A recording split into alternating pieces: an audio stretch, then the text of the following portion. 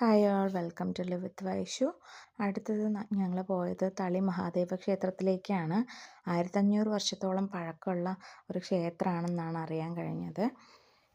അവിടെ വന്നിട്ട് വഴിപാട് കൗണ്ടറുണ്ട്. അതുപോലെ നമ്മൾ ഡ്രസ് കോഡുണ്ട് കേട്ടോ.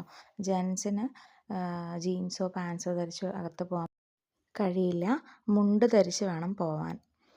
പിന്നീട് ഞങ്ങൾ പോയത് കോഴിക്കോട് ബീച്ചിലേക്കാണ്. മഴയൊക്കെ പെയ്തത് കൊണ്ട് പോകാനുള്ളൊരു ഇൻട്രസ്റ്റ് തോന്നിയില്ല. ജസ്റ്റ് പോയി നിന്നതിന് ശേഷം വന്നു. റോഡ് സൈഡിൽ ഷെഫ് പിള്ളയുടെ റെസ്റ്റോറൻറ്റ് കണ്ടു.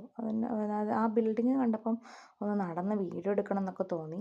അതിനുശേഷം ഫുഡ് അടിക്കാനായിട്ട് ഞങ്ങൾ ആദാമിൻ്റെ ചായക്കടയിലേക്കാണ് പോയത് കേട്ടോ. ഇവിടുത്തെ ഫുഡെല്ലാം വെറൈറ്റി പേരുകളാണ്. ഒന്ന് പോയി നോക്കേണ്ടത് തന്നെയാണ്. പണ്ടത്തെ കുക്കിംഗ് സ്റ്റൈൽ ഫോളോ ചെയ്യുന്ന, അതുപോലെ ആ സമയങ്ങളിലുള്ള വെസൽസും കാര്യങ്ങളൊക്കെ വെച്ചിരിക്കുന്നൊരു സ്ഥലമാണ്. ഒരു പേര് കണ്ടാൽ മനസ്സിലാവും. കണ്ടോ, ഞാൻ ജസ്റ്റ് എനിക്ക് ഓർമ്മയുള്ള പേരുകൾ പറയാം. നിർത്തിപ്പൊരിച്ച കോഴി, അങ്ങനെ വെറൈറ്റി ആയിട്ടുള്ള പേരുകളാണ് ഇവിടുത്തെ ഫുഡുള്ളത്. ഞങ്ങൾ കഴിച്ചത് നൂൽ പൊറോട്ടയും കാന്താരി ചിക്കനും ആയിരുന്നു. ടേസ്റ്റിയൊക്കെ ആയിരുന്നു കേട്ടോ. അതുപോലെ അവിടെയുള്ള സ്റ്റാഫ്സിൻ്റെ നമ്മളോടുള്ള പെരുമാറ്റവും ഭയങ്കര പൊളൈറ്റായിരുന്നു. അങ്ങനെ കോഴിക്കോട് യാത്ര അവസാനിപ്പിച്ച ഏട്ടനെയും പിക്ക് ചെയ്ത് ഞങ്ങൾ വീട്ടിലേക്ക് പുറപ്പെട്ടു കഴിഞ്ഞു.